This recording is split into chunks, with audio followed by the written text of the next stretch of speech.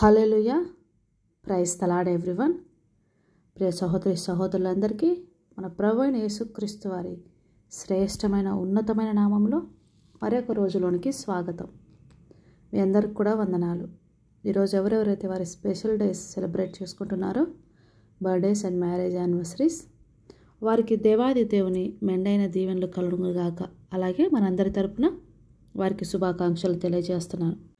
ఈరోజు జీవాహారము యాకోబు పత్రిక 3వ అధ్యాయము 18వ వచనము.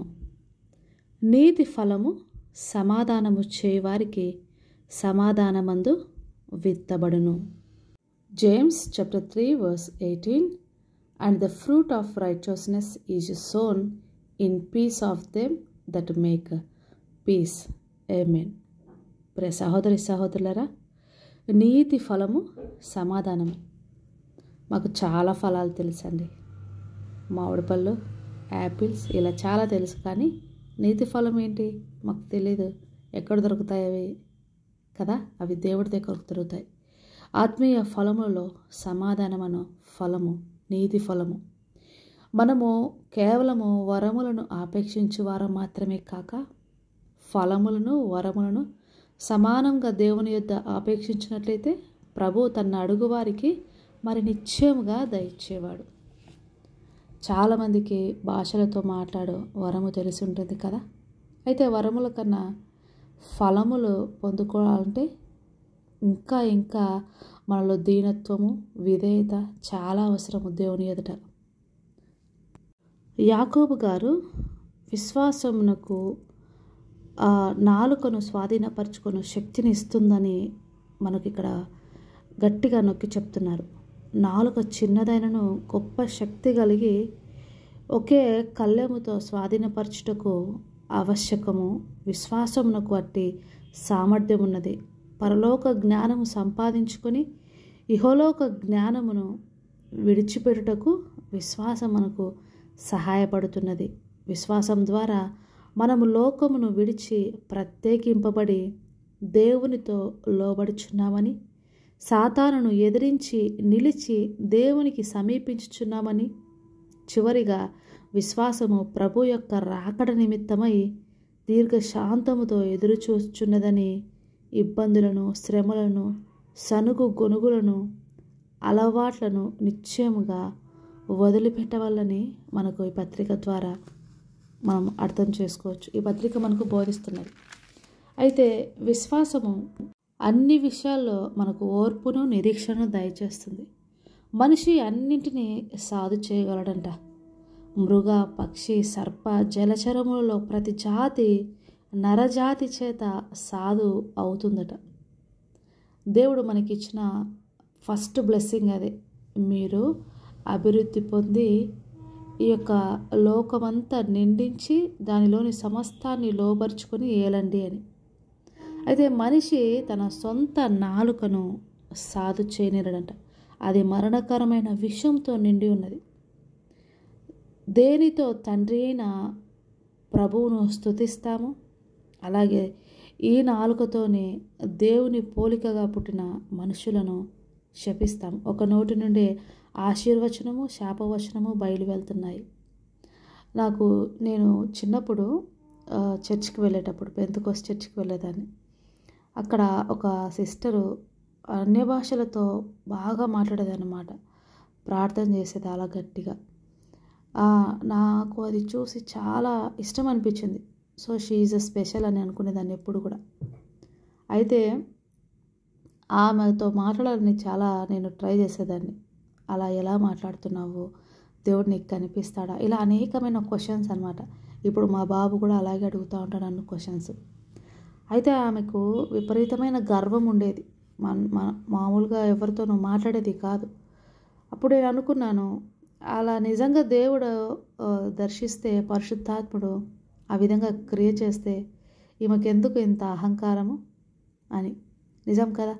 ఇప్పుడు పిల్లవాని వలె కాక మనం పెద్దవారిమే యోచిస్తున్నాం కనుక, దేవుణ్ణి కలిగి ఉన్నవారు ఎన్ని తలాంతులున్నా, ఎన్ని వారు వరములు కలిగి ఉన్న, ఫలములు పొందుకున్న, విధేయత అన్నది వారిలో మొదటి లక్షణంగా ఉంటుందని అర్థం చేసుకున్నాం. కదా. చాలామంది చర్చికి వెళ్తుంటారు, మళ్ళీ లోకంలోనూ అనేకమైన మాటలు, వ్యర్థమైన మాటలు నోట్లో నుంచి గుప్పిస్తూ ఉంటారనమాట. చెడ్డ మాటలు, వినడానికి చెవులు పగిలిపోయేంత మాటలు మాట్లాడుతూ ఉంటారు. అలాంటి వారు ఏం ఫలితం పొందుకుంటారు? అలాంటి వారు వారి జీవితాల్లో దేవుని యొద్ద నుంచి ఏమి ఫలములు, ఏమి ఆశీర్వాదములు ఆశించగలుగుతున్నారు? మళ్ళీ దేవుణ్ణి క్వశ్చన్ చేస్తూ ఉంటారు. నాకు ఎందుకు ఇవ్వలేదు ప్రభువా? నేను ఇన్ని సంవత్సరాలుగా ప్రార్థన చేస్తున్నాను, ఇన్నిసార్లు మీకు మొరపెడుతున్నాను, అడుగుతున్నాను, కానీ ఏ రకంగా? దేవాది దేవుని త్రాసు అన్నది నిజంగా ఎప్పుడూ సమానంగా ఉంటుందండి. అందులో మన యొక్క క్రియలు, మన యొక్క విశ్వాసము రెండు కూడా పరీక్షింపబడతాయి.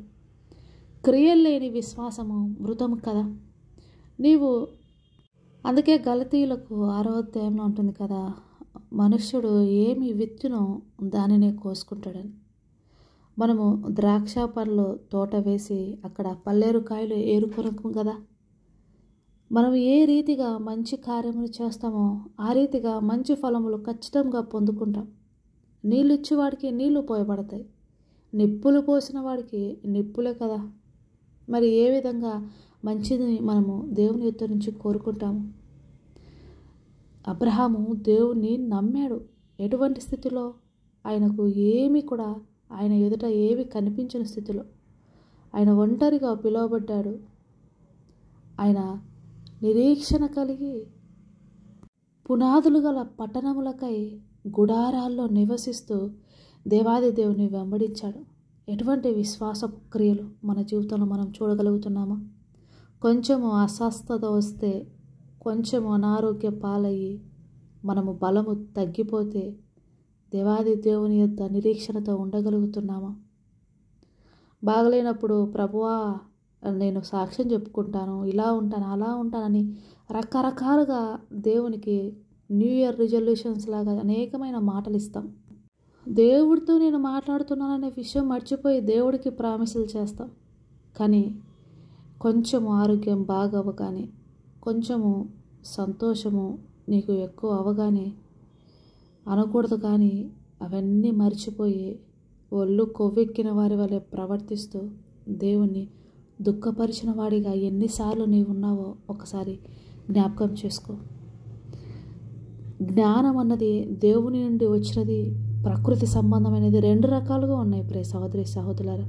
దయ్యముల జ్ఞానము చాలా డేంజర్. మత్సరము, వివాదములు, ఇవన్నీ కూడా అల్లరి, ప్రతి నీచ కార్యము, ప్రతి హేయ కార్యము, ప్రతి శారీరక కార్యము, ఇవన్నీ కూడా ఈ లోకంలో నుంచి ప్రకృతి సంబంధంగా వచ్చినవి. పైనుండి వచ్చిన జ్ఞానం పవిత్రమైంది. అది ఎప్పుడు కూడా సమాధానకరమైనటువంటి సంగతులనే కోరుకుంటుంది, మృదువుగా మాట్లాడుతుంది, సులభముగా లోబడుతుంది. అవతలి వారు ఒకవేళ మీ భర్త అనుకోండి, మిమ్మల్ని ఎంత ద్వేషం చూపించినా, మీ మీద ఎంత కోపన్నా ఆయన వదిలి వెళ్ళదు. ఎందుకంటే దేవునికి కట్టుబడి ఉన్నారు కనుక, అది దేవుని క్షమాపణ గుణం మీలో ఉన్నది కనుక, కలగజేస్తుంది కనుక. కనికరముతో మంచి ఫలములతో నిండుకొని పక్షపాతమైన వేషధారణ లేనిదై ఉంటుంది. వేషధారణ తెలియదు, యాక్టింగ్ తెలియదు ప్రేమకి. లోపలను బయటను ఒకే రకంగా ఉంటుంది. కొందరు బయటికి చాలా గంభీరంగా కోపంగా మాట్లాడుతూ ఉంటారు, నిజంగా కోపంగా మాట్లాడే వారికి ప్రేమ ఉంటుంది. కొందరు తేనె పూసిన కత్తి లాంటి మాటలు మాట్లాడుతూ ఉంటారనమాట. ఎంత తీయగా మాట్లాడతారంటే హృదయము కోయబడుతూ ఉంటుంది అనమాట, మెల్ట్ అయిపోతూ ఉంటుంది వాళ్ళ మాటలకు. కానీ వారి మాటల నిండా, వారి హృదయం నిండా విషం ఉంటుంది. ఇవన్నీ కూడా అబ్జర్వ్ చేయాలి. దేవుని జ్ఞానము పొందుకొని ఈ లోకంలో బహు జాగ్రత్తతో బ్రతకాలి. నీతి ఫలములు సమాధానం వారికి సమాధానం విత్తబడుతుందని జ్ఞాపకం చేసుకోవాలి. ఆయన త్రాసు పట్టుకొని ఒకానొక రోజు నిన్ను కొలత వేయడానికి ప్రతి కార్యమును, ప్రతి క్రియలను ఆయన తక్కెడలో తూస్తారు. అప్పుడు నీ విశ్వాసము నిలబడగలుగుతుందా? నీవు దేవుని పేరిట చేసిన క్రియలు నిలబడగలుగుతాయా? నువ్వు ఎన్నిసార్లు పడిపోకుండా ఆయన కొరకు నిలబడగలిగావు? ఎంతమందికి సాక్షిగా ఉన్నావు? నీ యథార్థత నీకు భక్తి పుట్టింపదా అంటున్నారు యోబు. అంత కాకపోయినా మన జీవితంలో మనకున్నంత ఈ లోకంలో అట్లీస్ట్ కొన్నేనా దేవాది దేవుడు చెప్పుకొని మన గురించి బలా నమ్మకమైన మంచి దాసురాల ఈ కొంచెంలో నమ్మకంగా ఉన్నావు చాలు, నీ యజమానిని సంతోషంలో పాలు పంచుకో అని మన గురించి కూడా ఒక మాట చెప్పగలిగేలా మనం బ్రతకాలండి. దేవుడి వాక్యం మీ హృదయంలో స్థిరపరిచి ఆయన కొరకు మిమ్మల్ని ఫలింపజేసుకొని నీతి ఫలములు ఫలించినట్లుగా మిమ్మల్ని బ్లెస్ చేయనుగాక. ఆమేన్. కళ్ళు మూసుకోనండి, ప్రార్థనలో ఏకీభవించండి. స్తోత్రం స్తోత్రం స్తోత్రము నాయన, మహోన్నతుడా, గొప్ప దేవా, మీరు ఇచ్చినటువంటి ఈ దినమును బట్టి, మీరు ఇచ్చినటువంటి రక్షణను బట్టి, మీరు ఇచ్చినటువంటి ఈ యొక్క ప్రాణమును బట్టి, సజీవ లెక్కలను ఉంచిన దాన్ని బట్టి నీకు వందనాలు చెల్లిస్తున్నారు ప్రభు. అయ్యా, ఇంతవరకు నాయన అవివేకముతో ఈ నోటుతో ఎన్నో పాపములు చేసి ఉన్నాను. సహాయం చేసి నన్ను రక్షించి నన్ను క్షమించి నన్ను నీ యొక్క సన్నిధిని నిలబెట్టుకున్నారు. మరలా నేను పడిపోవచ్చున్నానేమో, సహాయం చేయండి తండ్రి అంటూ ప్రభా బలహీనులైన సన్నిధిని ఆధారపడుతూ నీ మీద ఆధారపడుతూ మోకరిన ప్రతి బిడ్డను సహాయం చేయండి ఆయన, జ్ఞాపకం చేసుకోతండి. వారు నిలబెట్టండి ప్రభా, వారి క్రియలు ప్రభా తక్కెటలో తూగునట్లుగా నీ సన్నిధిని ప్రభా వారు సమాధాన ఫలములు ఫలించినట్లుగా సహాయం చేయండి. నీతి ఫలములు ఫలించుటకు సహాయం చేయండి. క్రియలు లేని విశ్వాసం మృతము కదనైనా, విశ్వాసముతో క్రియలను చేయుటకు సహాయం చేయండి. నీ సన్నిధిని ప్రభువా జీవ మరణములు నాలుక వశమున జీవమును ప్రకటించుటకు సహాయం చేయండి తండ్రి. యోగ్య ప్రవర్తన కలిగిన వారై క్రియలను మీ ఎదుట కనపరుస్తూ ప్రభువా జ్ఞాన వివేకములు కలిగి జీవించు భాగ్యము ప్రతి ఒక్కరి మీద జ్ఞాన వివేచం గల ఆత్మను కుమ్మరించమని ప్రతి ఒక్కరిని మీ పాద సన్నిధిలో సమర్పించుకుంటూ సమస్త స్తుతి మహిమ ఘనత మీకే చెల్లిస్తూ నా ప్రభును నా రక్షకుడును త్వరలో రాబోచున్న నా యేసయ్య నామములో అడిగి వేడుకుంటున్నాను పరమ తండ్రి. Amen. God bless you all. Have a nice day.